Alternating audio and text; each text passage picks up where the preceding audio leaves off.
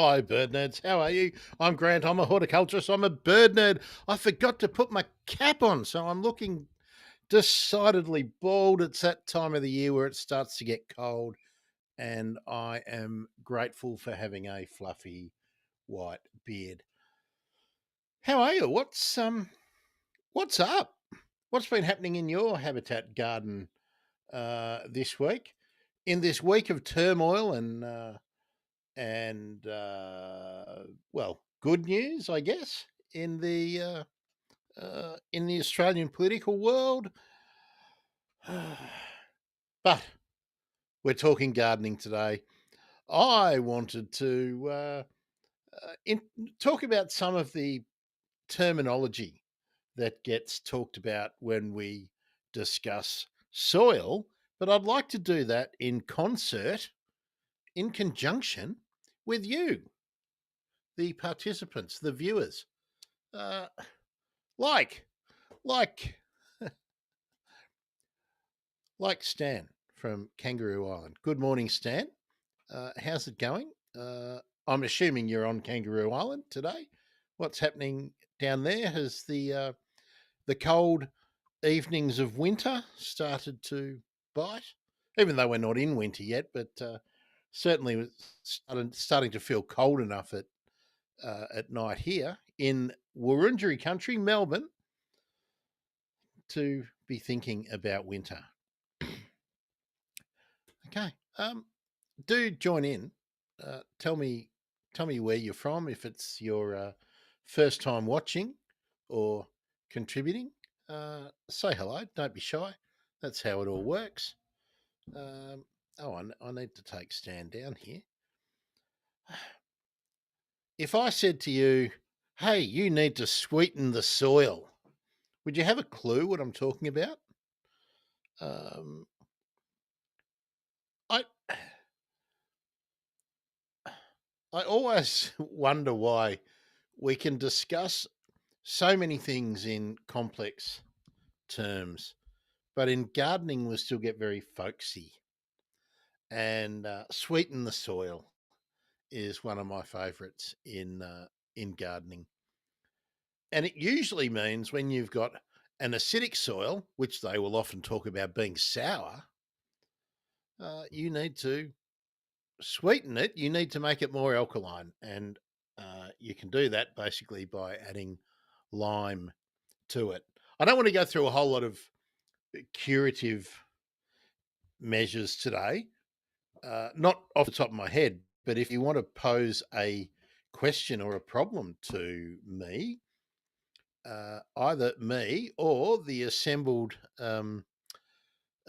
gardening riot squad might be able to help you out.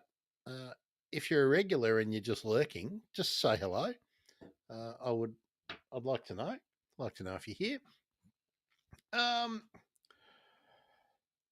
I can't resist. I have to tell you the headline I just saw while I was looking for gardening uh, conversations and whatnot in on the Hell site on Twitter. I need to talk about Twitter too in a minute. Uh, I really do, and I will in a second. But I just saw that uh, Trump has floated the idea of suspending habeas corpus. Do you know when habeas corpus came in as a concept? In the 1200s. My God, my God, my God. So if your username is something patriot and you've got 10 American flags uh, on your profile, this ain't the place for you, just saying. Kangaroo Island's still quite warm, plus still no rain. You still haven't had any rain. Okay. Marine life dying all around the island from a toxic algae. And that's a symptom of the temperature around the uh, well in the shallower water. It's happening up and down the east coast as well, Stan. One of the reasons why I was so grumpy the whole election campaign that we're still not hearing the government talking about, and look, even criticising the Greens. You know, they're off on a tear about rent and cost of living, and God bless them for that. But where was the unending discussion about biodiversity?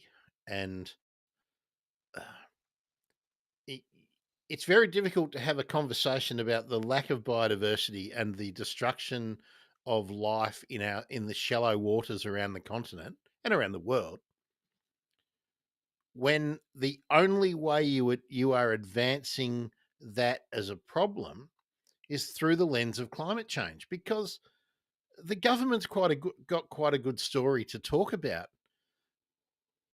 ab- about action on reducing carbon emissions, but that's not the whole story. Anyway, you all, if you know me, if you regular on the bird emergency, you know that I never shut up about this.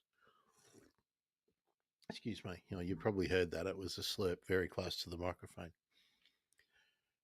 Stan, how's your gardening terminology? Um, if I told you that you needed to use some trace elements, uh, or well, let's start at the very basics. I think you've done a pH test, haven't you, Stan? I think we establish that you have done or you are going to do a pH test on your soil. Because when we start talking about soil and fertilizer, and you only apply fertilizer if you need it, otherwise there's no point, and you are wasting the resources of the planet, and you may be creating a problem for yourself down the line. If you do not need to be adding fertilizer, do not add fertilizer.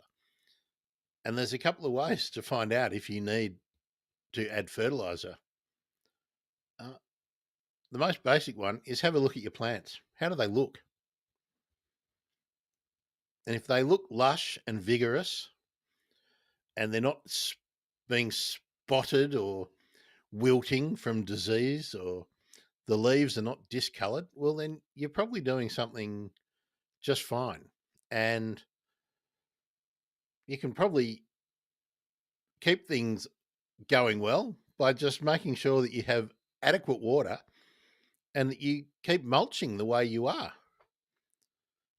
Mulch, as it breaks down, unless it's stones or something like that, stones, rocks, um, plastic, concrete, that adds nutrients to the soil. So if your plants are looking good and they're thriving and they're vigorous and they're flowering when you expect them to flower, and they're fruiting, and uh, things basically look good, well, then you've struck the right balance. So just keep doing what you're doing. Some people coming in. Good morning, Twitch. Seems that my slagging off of Facebook regularly has meant that Facebooks aren't coming in anymore. So that's maybe good. Excuse me for the slurp. Gee, my coffee's delicious today. I went all tea for a couple of months, and now I've gone back to having some coffee. So good. All right, Stan, what have you got here? My wicking bed containers used to carry trace elements for farmers. Not done a soil test, but not much grows in my soil. I don't think it's very good, although some natives and cherry guava do okay. Okay, let me look up. I'm going to look up cherry guava.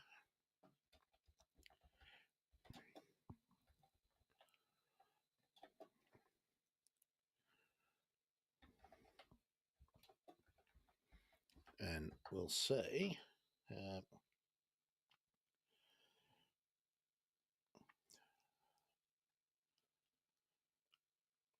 Okay, cherry guavas can grow in a wide range of soil types, including those high in salt, sandy, or clay soils. Also thrive in high pH limestone soils, which I think is what uh, what you're going to uh, get. Um, I'm going to just check.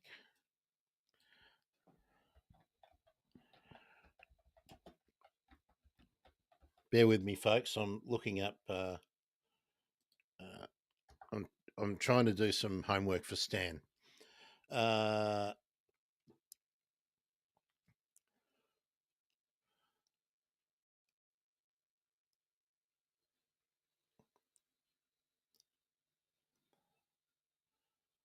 uh,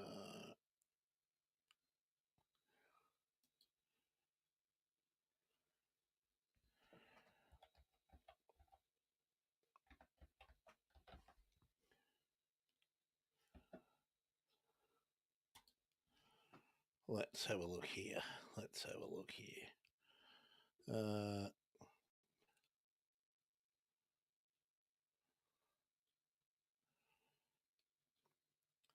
Shallow sandy loam, except in some places you've got a heavier clay soil. Um, Significant parts of the island are covered by calcareous soils, shallow soils on calcrete or limestone, and soils with heavy calcareous lower subsoil. So the guess is going to be that you have an alkaline soil type. So what do you do armed with that information? And Stan says, yeah, it's mostly limestone with some parts having more of a loamy clay covering, but underneath it's all limestone. Right. So you need to be making sure that you are selecting plants that will grow in an alkaline type soil. And I would be suggesting that even though you're not always in an arid or semi-arid kind of situation with your rainfall, even though probably over time that's going to be the case more and more often, that when you're looking for cultivated plants, the kind of plants that you're going to get in ornamental nurseries, apart from your indigenous plants, and that's another subject, and I know Stan is aware of that. Um, I'd probably be leaning towards semi-arid species, native species from Australia, because they're adapted to alkaline and low nutrient soils. Um, so yeah, all right, new people coming in. Good morning, good morning, good morning. Um, oh, hello, Facebook. We've got some Facebooks in this morning. Where are you from? Where are you watching or listening from? Maybe you've just got the headphones on while you're doing something in the garden. Let me know. Let everyone know. I was having a nice little back and forward with someone on. I think it was on Twitter. Uh, I have to remember. I think it was on Twitter. Anyway, Vern. If Vern's popped in, hello, Vern. Uh, uh, all right, Stan has given us something. All right, Stan's water bill for the summer was more than $300. Um, Stan, you're watering a veggie garden, aren't you?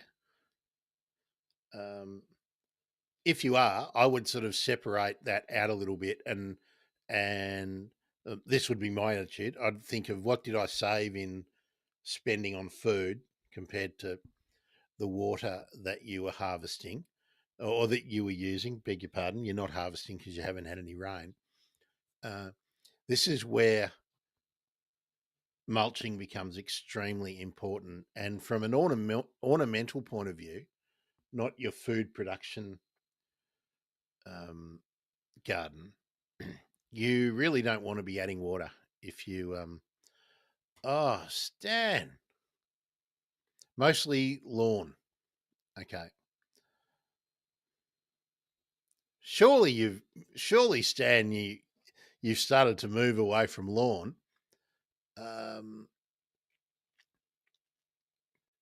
do you want me to give you um, two solutions so that you can still have something really green and that you can walk on, but that isn't lawn and won't need water? Um, let me.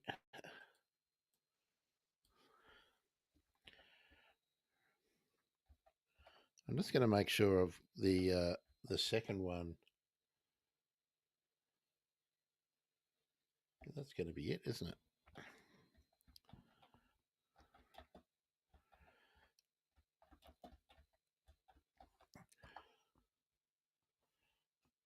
Okay, there we are.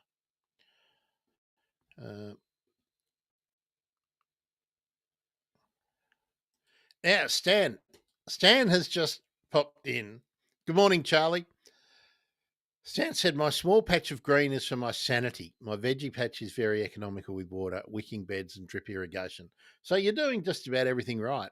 Stan, you can have a green patch for your sanity that you can enjoy and that you can use, unless you're trying to do putting or lawn bowls or something on the lawn area.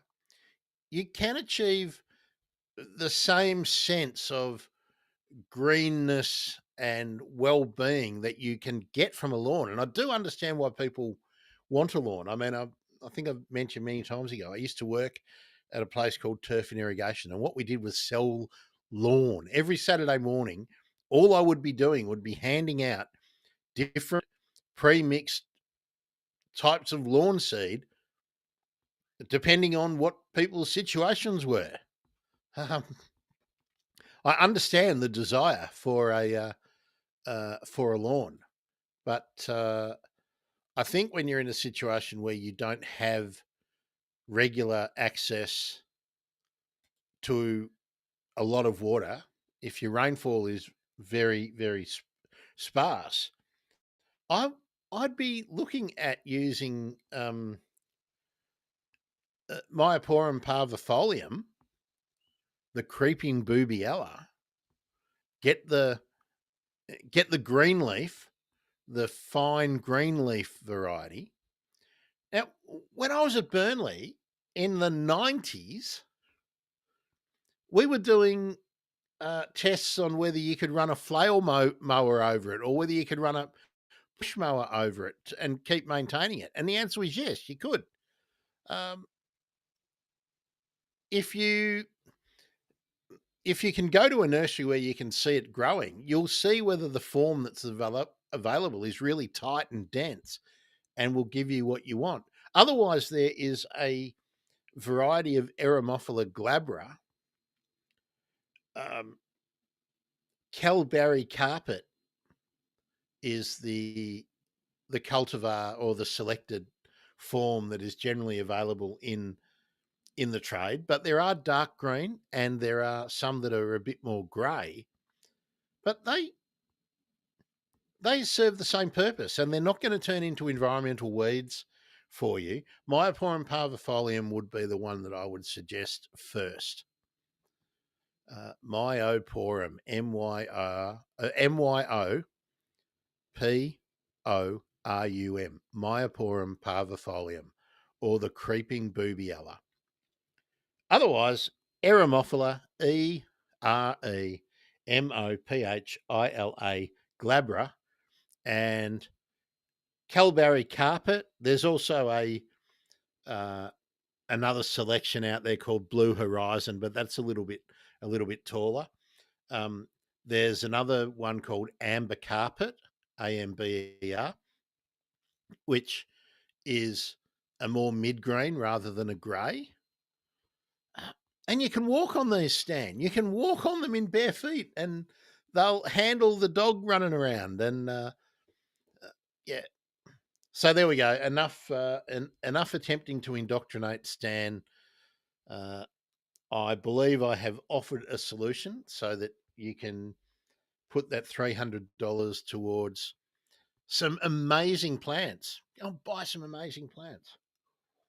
Mm. Now, have we got any questions or comments, Charlie? What's going on in your garden? What's going on in your patch? Um,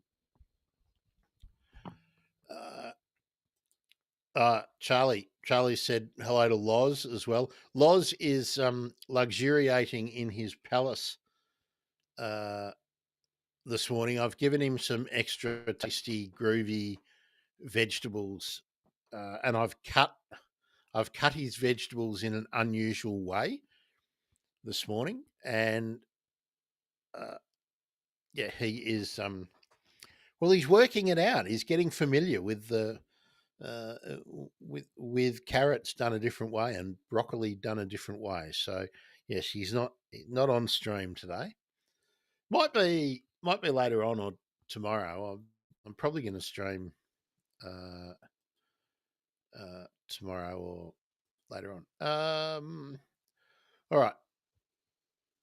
Now the purposes of live streams is to interact. So thanks, Charlie. Thanks, Stan. Um,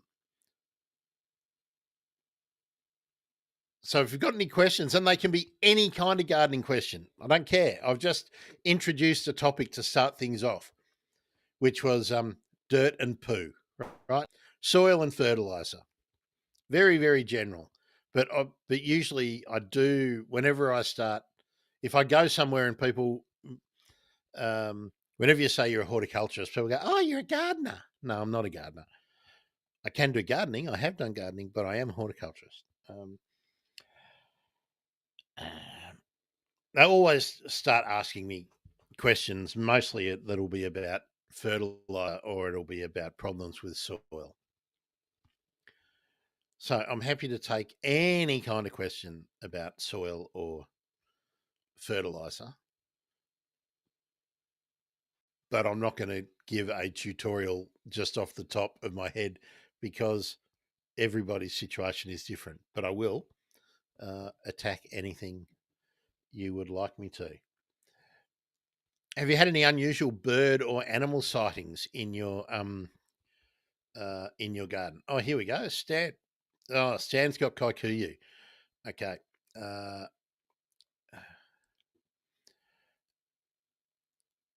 on about an eighth of my half acre block, the rest is just weeds, native grass that comes back after nothing in winter. I'd like to plant some Eremophila and Boobiella up back.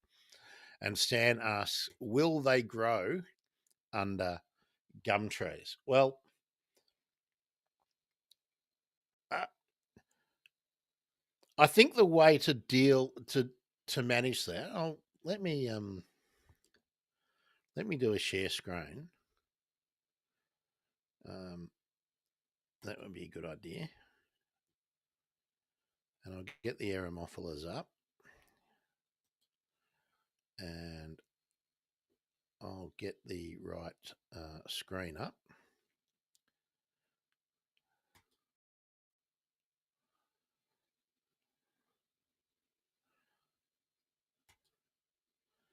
Come on, come on.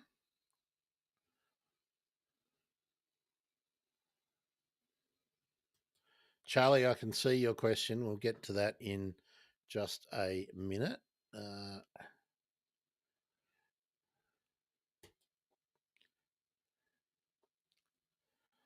All right, transition over here. All right, Stan, that is how the Eremophilas look. I'll just get a few more images up. And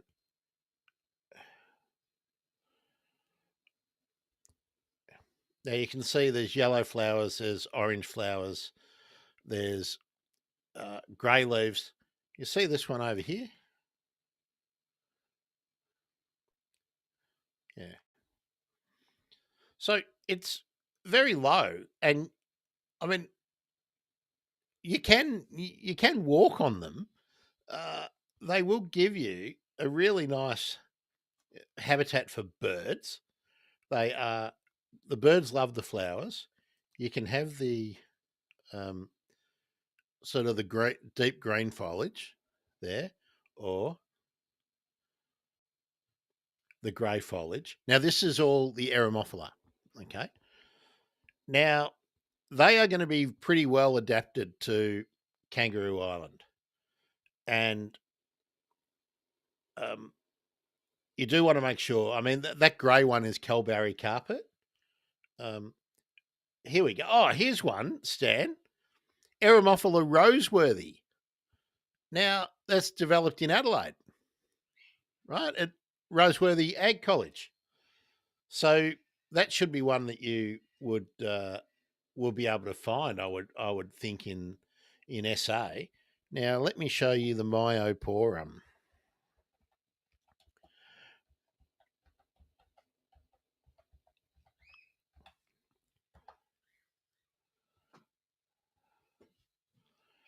Okay, now it's often used in this situation here as a cascading ground cover. On the left there, but where I have seen it used best is places in a situation like this. Come on.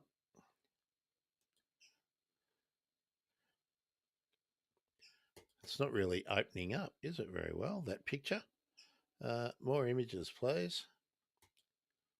More images, please.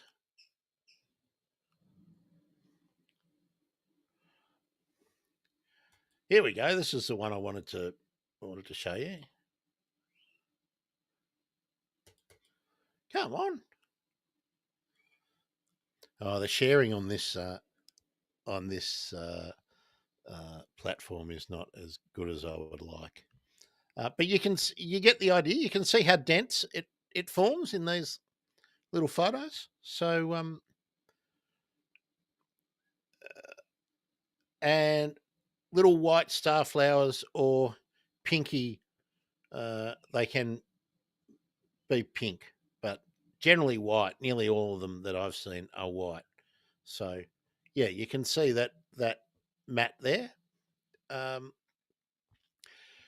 when you ask, I'll stop the sharing now. And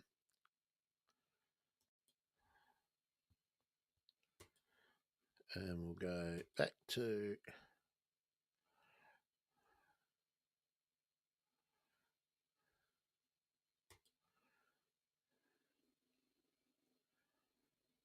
there we are, back to me and the chat. There we go. Will they grow under gum trees? Yeah, well, here's the strategy I would use, Stan. I would plant them about. You're going to need a couple of plants, right, to fill in all the gap, and I would come about a third to halfway out from the canopy and plant a ring of them. They will cover, as you can see there, five 5 to 10 square meters easily. But if you want them to fill in quickly, I'd plant them a little bit closer. And yeah, as long as they're not, as long as they're able to get some nutrient from near the drip line, and the drip line is the the outer edge of the diameter of your gum trees, and depending on the density of the canopy, come in third, and you're still going to get some penetration on the drip line. And yeah, uh, they handle full sun, but they also handle part shade. And because they're a ground cover and they'll spread out, even if they're growing in some parts of that plant are growing in the heavier shade under your gum tree, there's a big part of it getting nutrient from out in the sun. So yeah, they're my suggestions. Now let's Charlie. What's Charlie asking? I have a question. Do you know much about composting loos? Are they okay to use on veggies, or should they only be used on non-food? My gut feeling is I wouldn't use them on veggies, but um, uh, only because um, yeah. Let me preface it this way. I think generally, if you're not sick and no one in your family is sick and don't have any um, nasties in your gut, I wouldn't think that you are going to get nasties in the toilet, in the composting toilet, but you will have visited at some stage. I I personally would not risk it. I would be putting your composting toilet stuff, um, maybe on a green manure part of your garden, maybe where you are getting. Uh, I mean, if you're growing green mulch or something like that, that's where I would use it. Um, there may be experts out there. Let me pose the question. Uh, I'll see what the wisdom of the internet says. Is it safe to use waste from composting toilet in your vegetable garden? Let's just be uh, that specific, and let's see what I'm getting a whole heap of pictures. I don't want pictures. Uh,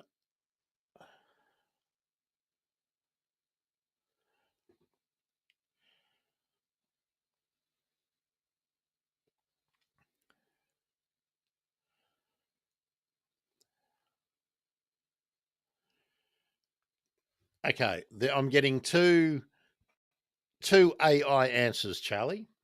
The first one, yes, it's generally considered safe to use compost from composting toilet in a vegetable garden, but with careful consideration and proper handling. When human waste is composted effectively, pathogens are destroyed, making the resulting compost suitable for both food and agricultural crops. However, it is crucial to ensure the composting process is thorough and that the compost is fully cured before use.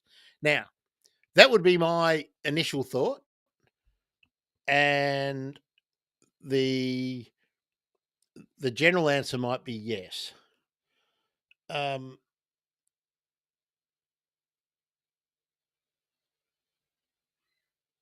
but I think I would like to use that compost in parts of the garden where I'm not going to eat it, or if there's any sort of splash to get up onto edible leaves and and whatnot.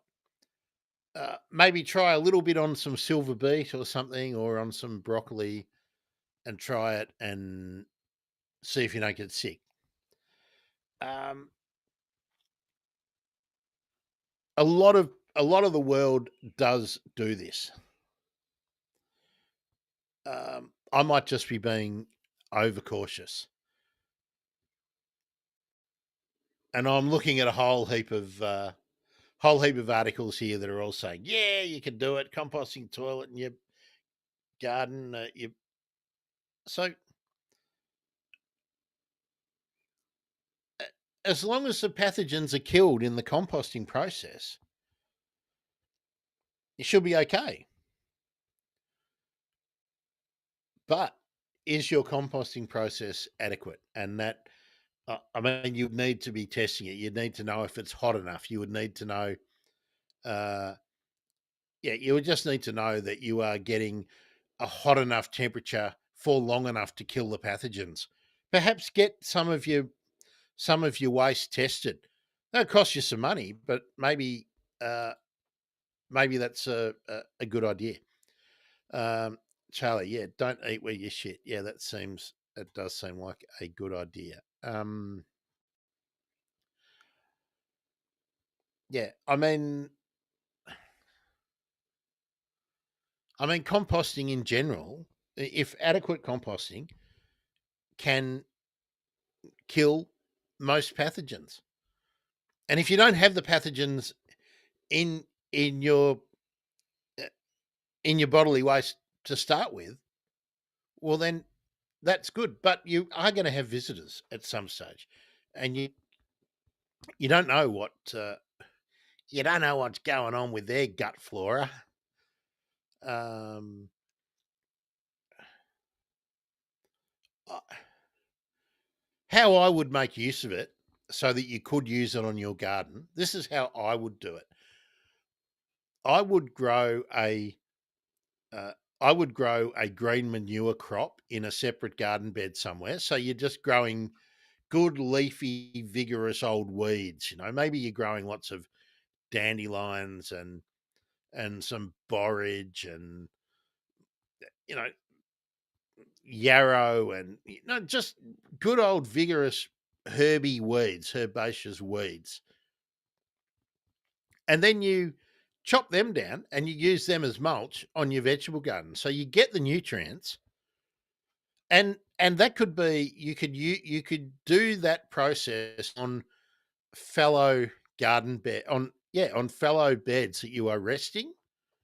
Um, it depends on whether you are using a um, crop rotation regime of some sort in your veggie garden now. But that's how I would do it. And perhaps I would even be using the green manure to put in your compost bin, or if you've got a worm farm or something like that. The green manure crops, that's a term for just anything that you grow that you are using just to use it to get it back into the soil, either as a mulch or in compost or chop it up or uh, whatever. So that's how I would do it. Um, Stan saying good old night soil. I wouldn't personally, but I'm sure it's fine for non-food plants or fruit trees. Yeah. I was looking. I didn't read it out, but yeah, there was. Yeah, sure. Use it on fruit trees, but not if the branches of the fruit tree hang down far enough where they might get splashed when you're watering, or if it's heavy rain onto where you are spreading out that toilet compost. The same as like dog shit and cat shit. They got nasty stuff in there. You don't want them shitting in your veggie garden. You don't want them, uh, you know, uh, crapping under your weeping cherry if your cherry's weeping right down to the ground, or if you've got one of those heritage apple varieties or pears that will fruit almost down to ground level. Just be simple. I mean, if um, you know, some things that you don't want to go in your mouth, I think. Uh, yeah. Um, okay, let's see. Where's everyone? Uh, Hi, the Facebook crew. Um, is Glenn with us this morning? Is Glenn with us this morning? Haven't seen Natalie for a long time. Has anyone seen or heard from Natalie in uh, recent weeks or months? I haven't seen any posting on Facebook, although I don't spend a lot of time on Facebook, except in the Bird ID group. Um, yeah, Stan, that's right. Put it in the worm farm for another round of digestion. Here we are. Hello, Glenn. Glad you're here. What's going on in your garden or the botanic garden today? Like, are you out at Mount Annan or are you chilling at home? Um, and I assume everyone's a sensible person here. Is anyone disappointed in the election? I just um I'm feeling a bit too mindish about the state of the grain. Um, I did see that today that there's still 10,000 votes to count in Goldstein, and that Zoe Daniel hasn't given up the ghost. So that would be great with Tim Wilson having claimed victory, and then uh, he may not win. That would be cool. Mm. Um, what am I going to tell you about what's been going on in my neck of the woods? The I'm really happy the crested pigeons are utilising the garden space, as limited as it is here, and um, with the bird bath. They're all coming in. The willy wagtails seem to have nicked off, so I don't know where they are. Oh, here's good news. Mount Annan today. Swift parrots arrived here last week. Haven't checked out yet. Getting my shroom shot for the day now. Is it? Are you getting an Erin Patterson variety shroom shot? Are you getting the beef Wellington mushroom? Uh, uh, and Stan saying quite disappointed. Don't think Labor has its priorities right. And Charlie says I'm a bit sad that the Greens lost seats. I'm going to take a slightly different point of view.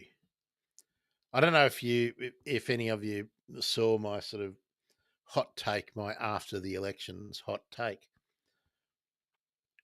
I'm happy that the Greens have got, they're the sole balance of power in the Senate. I just want them to use it properly, but I want them to get focused back on environment issues and to try and be a bit more constructive. I think they set themselves up for the kicking that they got. Uh, I'll be quite open and honest. They didn't get my number one preference in either the House or the Senate, and they didn't because they um, they were not focusing on what I wanted them to be. If they were going to be obstructionist, I wanted them to be obstructionist about environment policy. I would have liked to see them trade for the housing policy for the full implementation of the nature positive agenda. Uh, that would have been my preference. Charlie says I'll have to come to Mount Annan. Is it better to go in the morning or the afternoon? Glenn asks Charlie. My answer to that would be both. Uh, for the best chance to see the Swifties, I reckon you'd want to be there in the morning to hear them and then find them. But Glenn might be able to give uh, some hint there. Um, it's funny in Melbourne. You can often see the Swifties at Monash Uni or at La Trobe Uni. La Trobe Uni's much uh, uh, much better. Uh, Stan says he was at Kingston SE last week, one of the uh, great places on the coast of South Australia, and saw a sign about orange-bellied parrots. Didn't realise they travel that far west. Yes, they certainly do. They certainly do. Uh, there was a good story on the news too about the release of a bunch of the captive bred helmeted honeyeaters this week too. That was good. Glenn says always the morning for most birds. Uh, Swifties, if they're feeding, if they found a patch that they're feeding in, they'll hang around until those eucalypts have stopped flowering. Uh, so that's always a good. Generally, if they're there, they'll be there for a number of days until they've exhausted that those eucalypts. I know where they've been sighted before. Charlie says, but in Mount Annan never had any luck. Oh well. Get out there, cat. Um, there we are. Charlie, maybe reach out to Glenn, and he might be able to give you some insider tips that we probably don't want to broadcast to generally, um, just because we don't want 100,000 people rocking up there to see them. We got.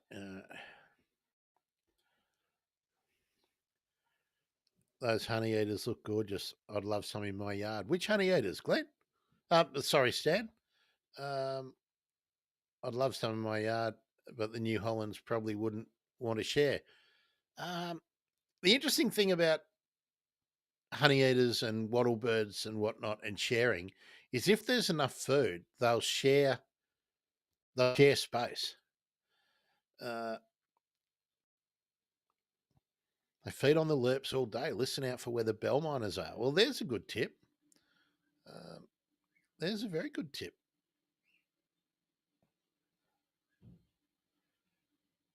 That's interesting. When the Swifties pass through Melbourne, we don't usually have bell miners where the Swifties are being seen. Um, Somebody did report that they had seen. Stan says, the yellow caps, the helmeted honey eaters, or the so that's the Victorian or the Victorian southeast Melbourne and Western Port subspecies of the yellow tufted honey eater. Yeah. Sorry, Stan, uh, I didn't twig to that. Yeah, so the helmeted honey eaters live around Yellingbo, Woori Yallock, and the Cardinia Creek system uh, in southeast Melbourne and down to the almost to the shores of Western Port Bay, around the top and the sort of top uh, what is it, the top east end of Western Port Bay, and they've been holding steady in the wild, and now they're being added to with captive bred birds. So, um, that's been positive this week. Uh, I have got a bird emergency episode about the helmeted honey eater. What was her name? Ainsley. Um, Terrible memory when I've got so many people. Uh,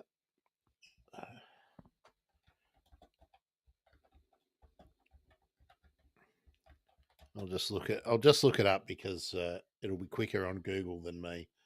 Um,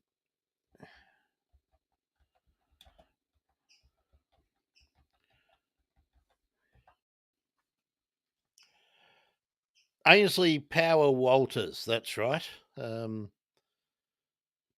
Episode 80 of the bird emergency.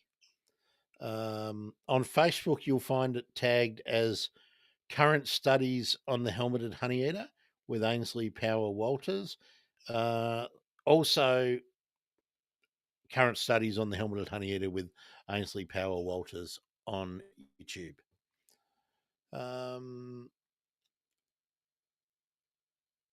So there we are. There we are.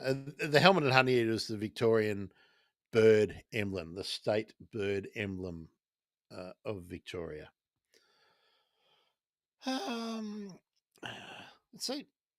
Any gardening questions, folks? I'm pleased we've given Stan some suggestions for today.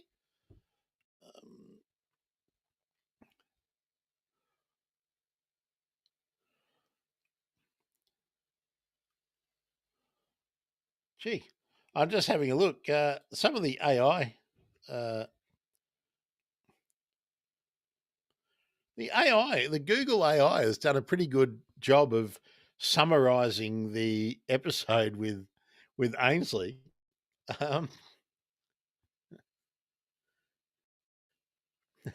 but at the bottom it says all responses may include mistakes.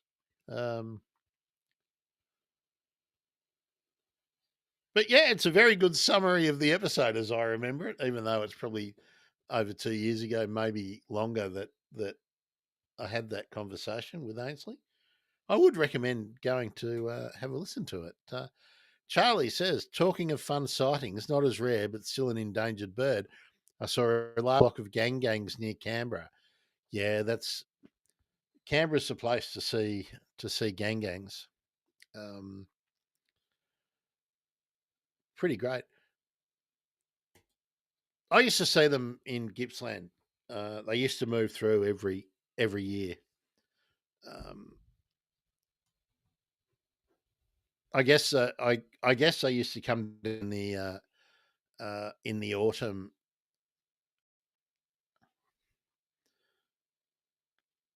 Yeah, I reckon we used to see them in the in the autumn and maybe around early spring as well. Um, yeah, anyone who's got gangs regularly in their vicinity is very, very, very lucky. Uh, I thought I heard a gang here once. Uh, Now, it may have been a mistake. I never heard it again. I never saw a gang here in the northwestern suburbs of Melbourne, but and I know their call, and I did thought I heard one, but then again, it may well have been a creaky branch, for all I know. Um, Not something that you would ever tick off on a list. Just saying. Um, what else should we talk about? What are these links?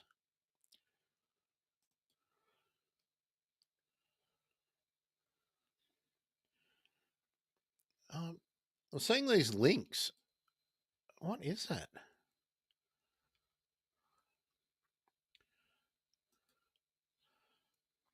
Oh, I see. They're sending the links off. Sorry, I'm doing something I haven't seen in.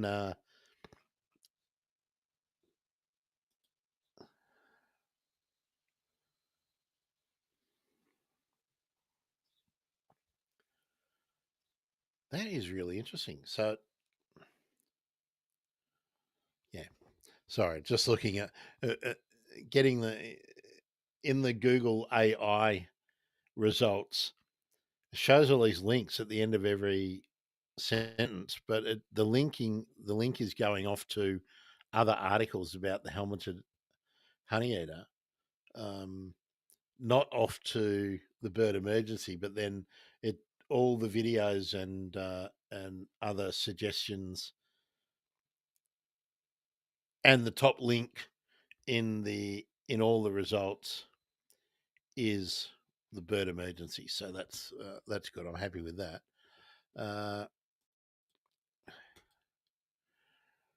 Now Charlie's saying around here, Cotoneaster is being removed because they are a weed. I worry about the gangs here. People don't seem to be planting for them. Um, okay, Charlie, Billardiera, um, kangaroo apples, solanums. Let me see if there is an approved list.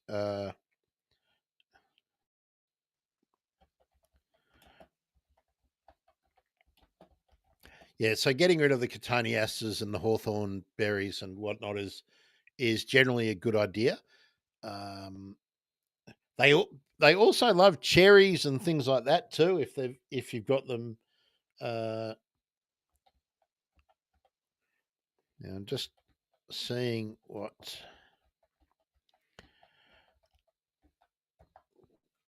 the AI brings up, and then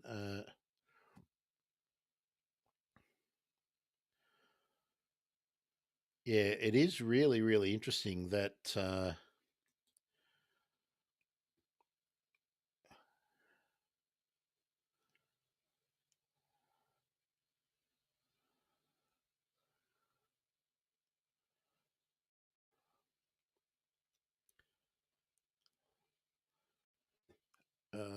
Okay.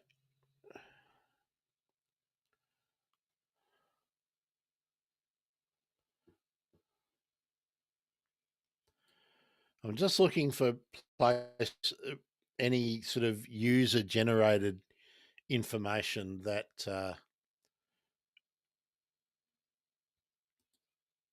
is not promoting weeds. Um,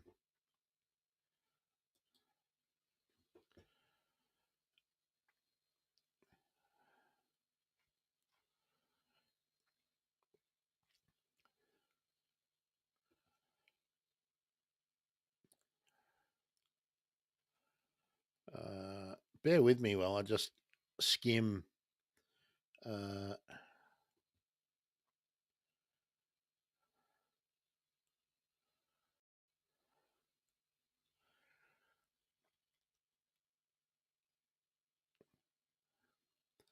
so we're getting all the standard fare for the indigenous eucalypts. Um,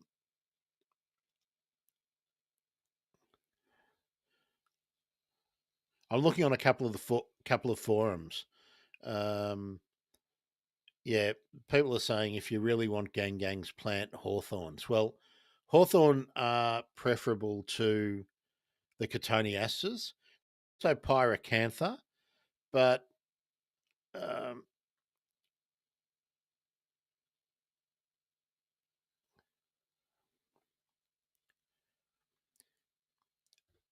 okay. Some other suggestions: Banksia spinulosa, Hakea salicifolia, the willow leaf hakea. Um,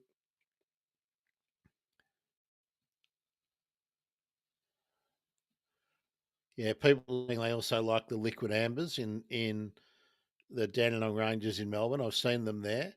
I've seen them doing that. There's also some photos of that. All right.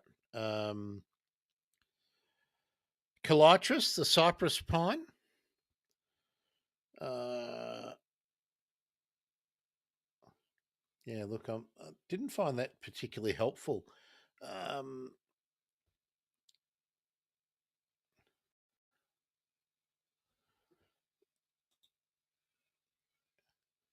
there's another couple of studies here that I'm just going to look up. I've got some.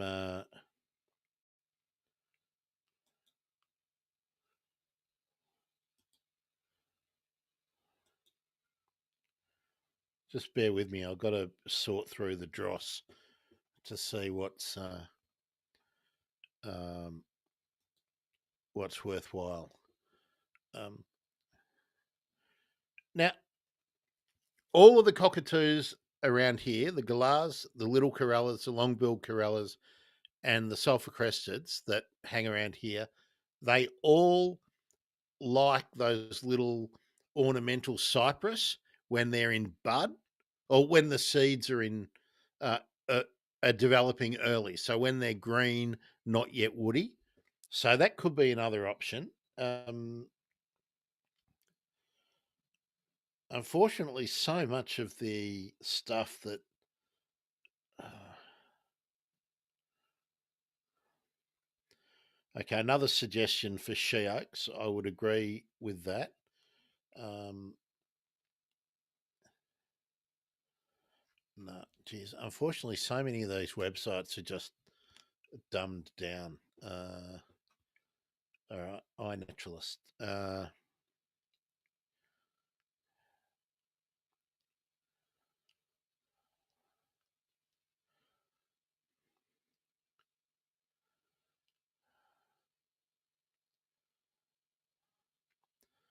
So this is from a study in Canberra,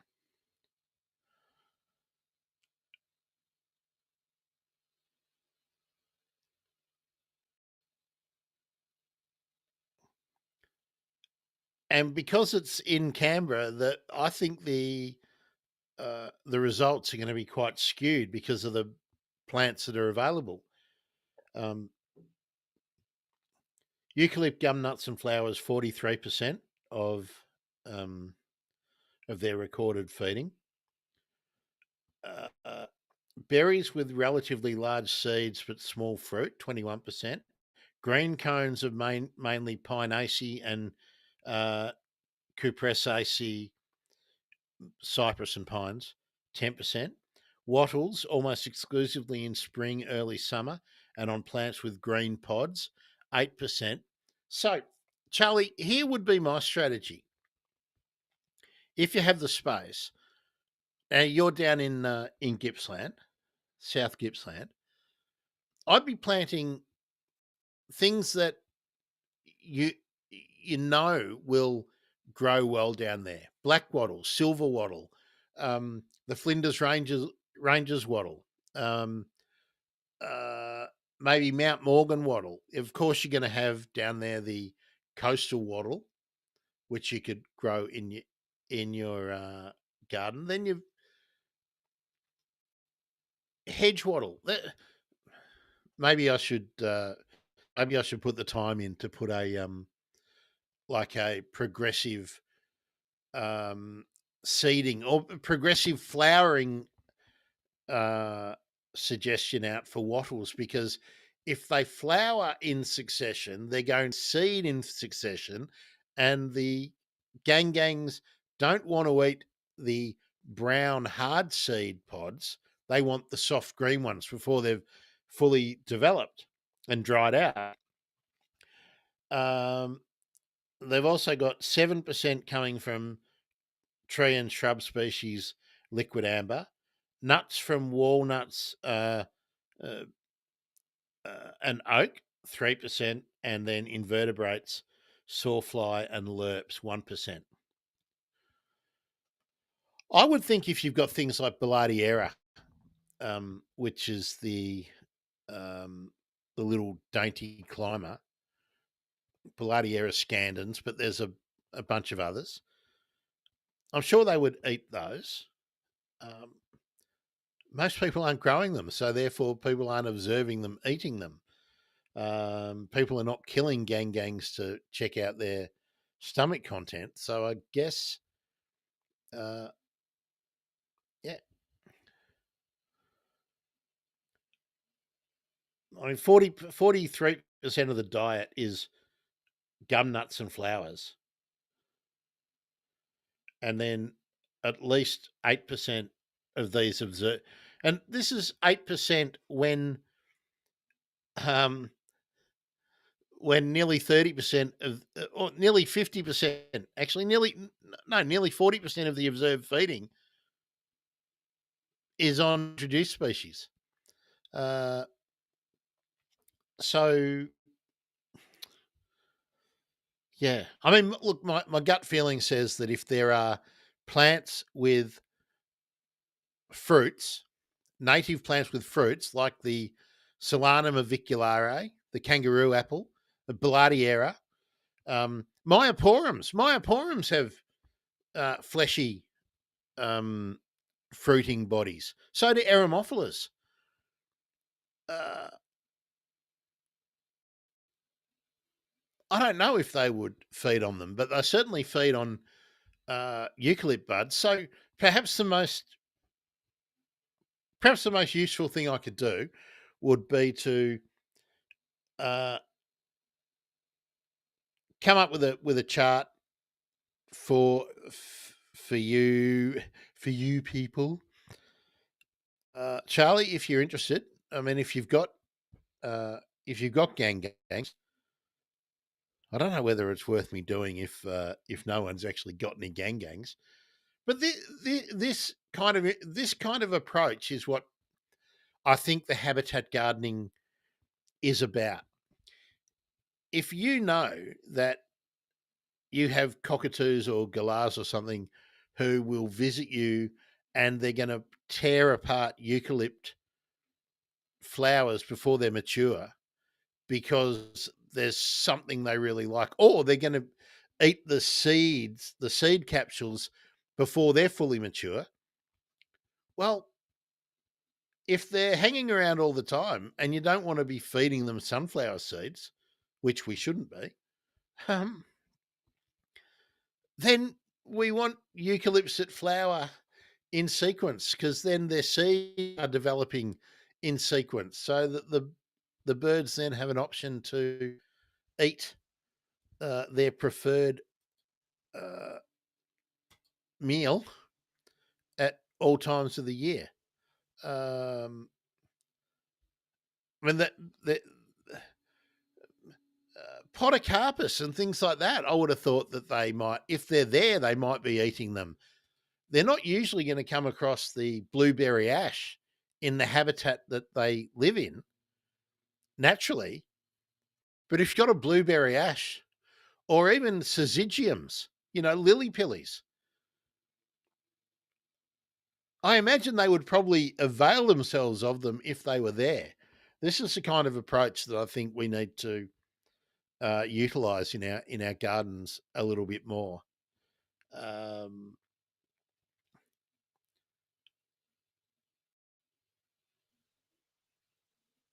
Maybe I'll do a literature search. I am seeing here that there are um, some records of them feeding on dogwoods, cornus, uh,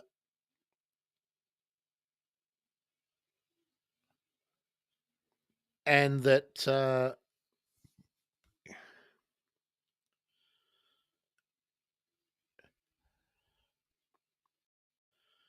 and and there is some assumptions that different populations are partial to different types of um, introduced plants. I reckon that just might be learned behaviour. I mean, cockatoos live quite long, and if they find that they like the taste of something, they might just prefer it to something else that might be equally uh, as taste to a different individual bird. So, um, yeah, look, I don't know what. Uh,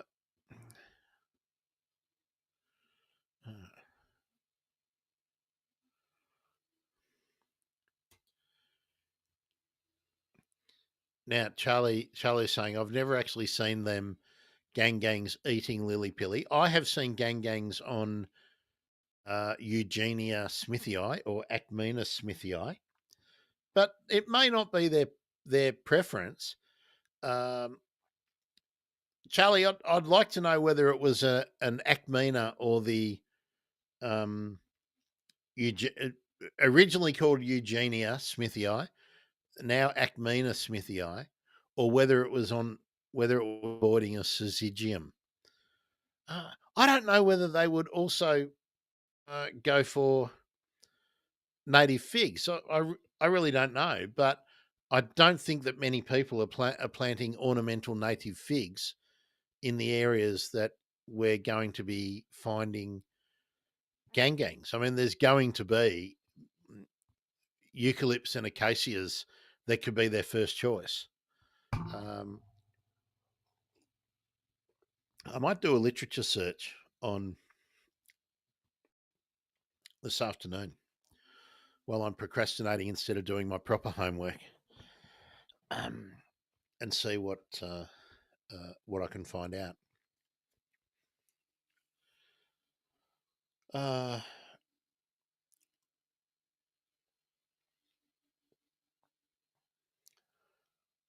I'm just reading another interesting thing here. For example, non-local blue gums comprise 58% of the eucalypt eating records in Canberra. But other eucalypts that gangs feed on are much more numerous in surrounding bushland and similar in number, re the amount of plantings. Um,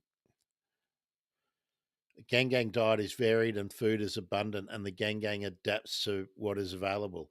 It seems unlikely that food availability is a limiting factor for the species. Yeah, I'm pretty sure the limiting factor is going to be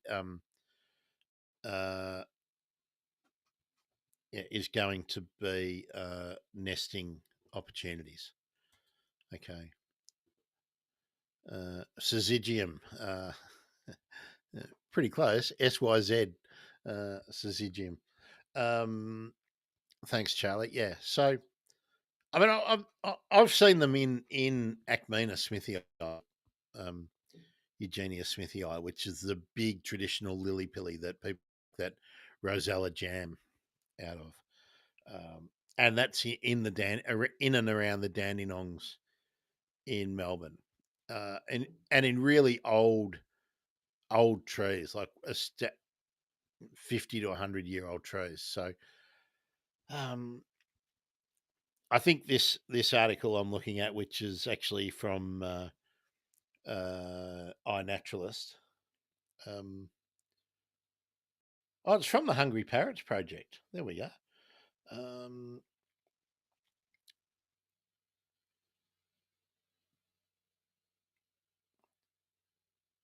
so the indication is that they're very adaptable. They're obviously going to have their preferences.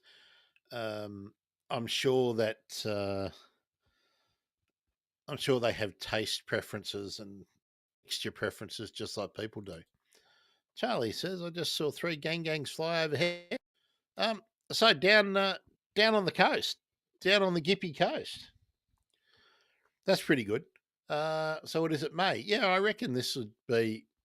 I reckon this would have been about the time I used to see them uh, down on the Gippsland Lakes, moving through along the 90 Mile beach. Um, I reckon we used to catch them both ways. Uh, so we're moving back up to the towards Canberra. Um, okay. Um, so let's see. Where are we? Facebook, YouTube, Twitch. Hello, everyone, again. Any other questions or anything else anyone wants to share? We've had some good ones today. Hopefully, we've given Stan some ideas for his replacing his lawn so that he can put that $300 towards some more plants to fill up his garden. I'll tell you what, if I had $300, I'd be buying a Habitat Innovations nest box. I'd be thinking, what do I want nesting in my garden? Uh, Stan, if you're still here, what rosellas have you got? Have you got the eastern rosellas? I don't think you're going to have the yellow rosella on Kangaroo Island. Let me check. Let me check. Um,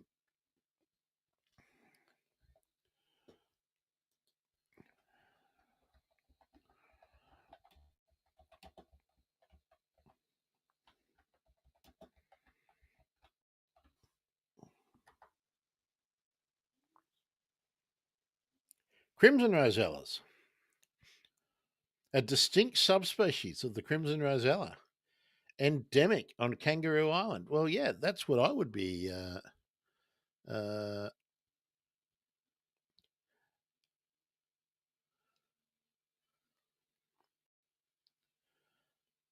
I'd be looking at some uh, crimson rosella specific nest boxes.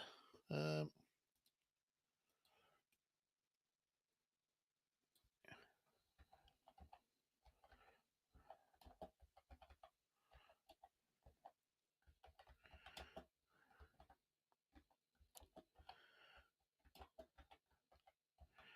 just going to see which size they have. Um,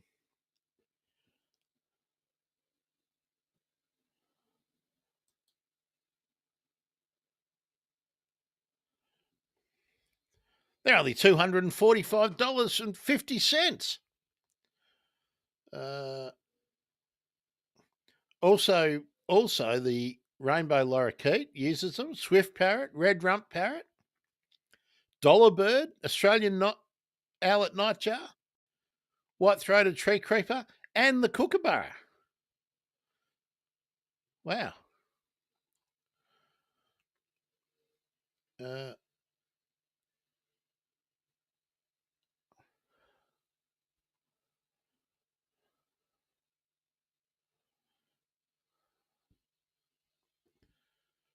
um, And if you want the anti-miner and Starling, you can get it for 277, including GST. Oh, I'm going to read the reviews. Uh, uh, Stan says we also have purple cheeks. Purple cheek what's? Do you mean purple crowned Laura Coates? Environmental Coffee House. Hello. Good to see you again. Uh, just about to start my own show. All right. Folks, if you're on YouTube, do follow Environmental Coffee House. And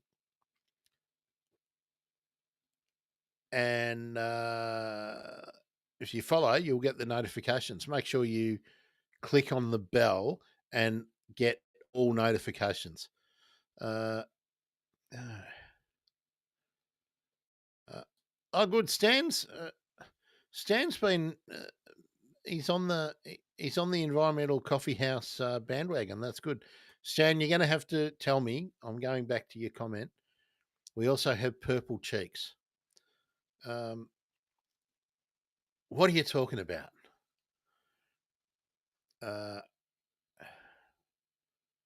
Purple cheek Watts. I know of the purple crowned lorikeet. So there we are, Environmental Coffee House. So yeah, when we finish up here in a few minutes, you can head over to Environmental Coffee House. I may do that too. Although I've already started my literature search.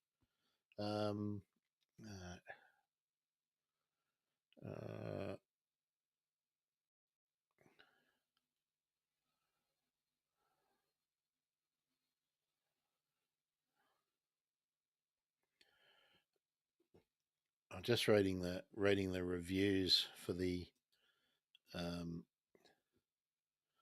parrot boxes. Everyone's giving them 5-star reviews.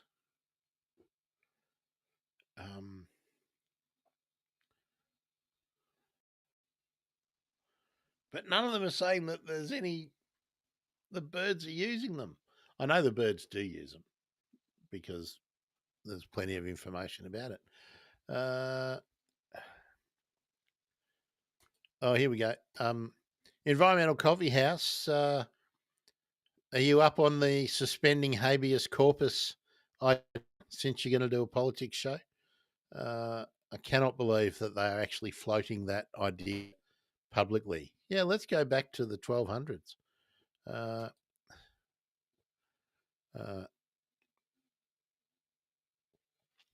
A very small green parrot with some purple in there. Stan, give me some more info. I'll see if I can help you out. It might be an aviary escapee.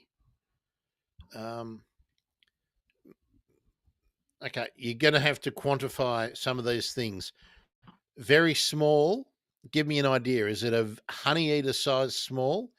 Is it a rosella size small? Is it dark green, light green, olive green, predominantly green? Let me.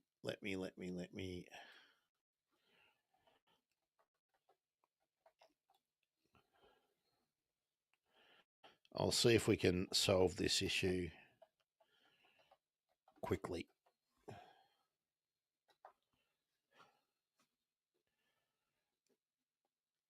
Okay, let's share this tab.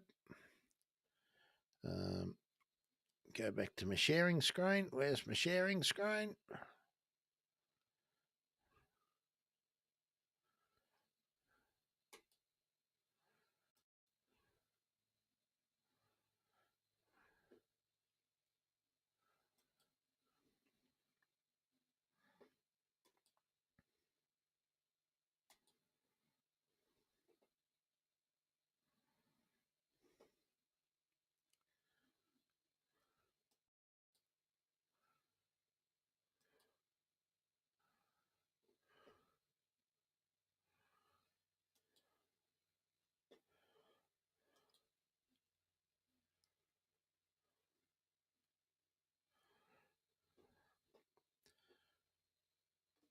Can you see that picture, Stan?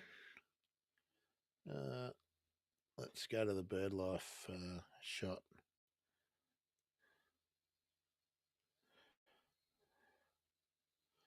Where's the picture? Here it is. Here it is. Does that look like it, Stan? Uh, there we are. Oh, good. We've solved the issue. Looked it up. Purple crown lorikeets, probably the most common parakeet lorikeet in your trees. Yeah, they are. Um, again, they're a blossom migrant, and yeah, South Australia is their stronghold. Um, definitely, um, definitely. Okay, so I'm glad we've solved that one. Let me get back to my.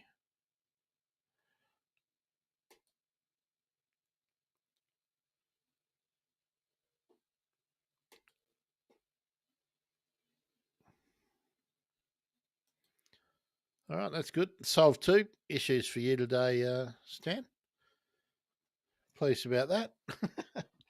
um, yeah, they're a really cool. They're a really cool bird. I occasionally see them here, but it's the least common of the lorikeets that come through here.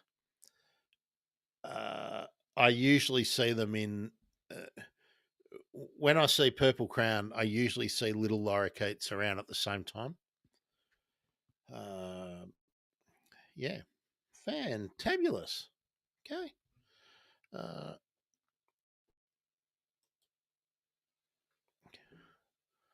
Charlie says, "Yeah, you're lucky. Favorite lorikeet, hardest to photograph."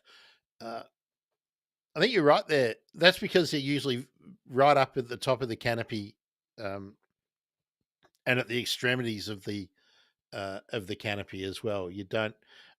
But if you're in an area where you have mallee eucalypts and the flowering is down low, um, on shorter trees, you will get an opportunity to photograph them. They're not. They don't seem to be especially timid. It's just that where they prefer to feed around here is at the top of the very big eucalypts. I don't. Um, uh, I see the wattlebirds here chasing them out of the Eucalyptus leucoxylid, which is sort of their favourite, and they're not pugnacious enough to fight back like the rainbow lorikeets are. Yeah, it took me ages to work out what they were. One sat on a power line. Oh, Stan, was that your photo that we looked at ages ago, where we ID'd the purple crown lorikeet? Was that your photo on the power line? I think it probably was. Do you remember that's way back? It'd be a couple of years ago we did that. Um, they're a fab looking little bird, aren't they? Like look how cool they are. Um, and they got that really soft bluey grey underparts. Yeah. Okay, there we go. So it was. Yeah, it was yours, Stan. That phone pic was easily good enough to ID the bird. Um, yeah, cool. All right, what are we? Gee, 11 o'clock. We've been going an hour and a half. Who would have thought? I thought we'd have nothing to talk about today. Um, good to catch up with you all. Looking at my week ahead, I will be streaming on Monday. Trying to do it at 12. It might turn out to be 1 p.m. Got a whole lot of guest requests out again, so hopefully we'll get back into that. I think I've mentioned to you all again. Uh, I have some more stuff for my course that happens at the in the next 6 weeks, which will throw me a bit out of kilter. But then we'll get right back um, into the swing of things. Um, Just see who wants to uh, who wants to join uh, join me on the show. I was going to explain. I was going to leave X, right? Twitter. I really wanted to. I really, really wanted to. But then, uh, um, um, but every time I get political, I thought I needed to. Uh, I thought I really needed to um, have a bit to say around election time. And unfortunately, all the interaction is on X. Try as I might on other platforms, I just don't get the interaction. I feel like on X I can get or Twitter. I've got to keep saying Twitter. Um, you can roll people up and you can get them to disagree or agree or get active. On the other platforms, I still feel like I'm just preaching to the choir, and that isn't the point. Um, don't take it the wrong way. I love talking to the choir. I love talking to the right squad and all the people who are already uh, uh, uh, already on board. You see, Stan. Here's the thing. So here's the thing. I'm trying to actually convert people, and still the science community and the people who are there to be got are still on Twitter. Um, my growth on Blue Sky was really quick, and then it's just kind of really stopped. Um, yeah, and Stan says, yeah, good luck with the work. See you on Blue Sky. Yeah, Stan, go to the nursery and get yourself some myoporums and some eremophilas. Eremophila glabra, myoporum parvifolium. That's what you need to be doing, replacing that lawn. Yeah. So I'm still using X, and I'm being a bit of a bastard and a bit of a dickhead on X, Twitter, whatever the hell it's called. Um, I may get sick of it. I really do get sick of the total junk trolls. Maybe I'll just put it to bed for another 3 years until the next election rolls around. Although we're probably not going to have a fight for the next election because I can't see the Liberals getting close the next time. But how do we push the government uh, to get serious on biodiversity and conservation? Um, that's going to be the hard thing. Um, uh, yeah. Anyway, I think I've run out of useful things to say. Stan, thanks for your input today. Charlie, you too. Um, Environmental Coffee House. I might head over there and see what's happening. Glenn too. Hopefully you got a good mushroom pick, and the swift parrots are keeping you busy. Um, yeah. See you Monday if you want to join in. Oh look, I probably will do a politics stream on not just another podcast or on Twitch and on Twitch tomorrow or even tonight. We'll just see how rolled up I get. I've got on the habeas corpus thing. Um, yeah. Uh, Thanks, Charlie. Uh, yeah, enjoy the rest of the weekend. So yeah, if you are interested in more politics content, Just look for not just another podcast. Um, the logo is really, it's in red, black, and white, and it's just type, and it says not just another podcast. It's pretty easy to find.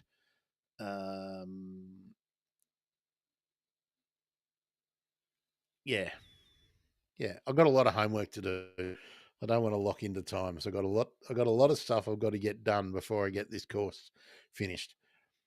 Um, Enjoy yourselves, folks. I'm Grant. I'm a horticulturist, also a bird nerd. This has been Habitat Gardening on the Bird Emergency. Uh, Keep your ears open and your eyes open. You might see something cool in your garden or in your street. See ya.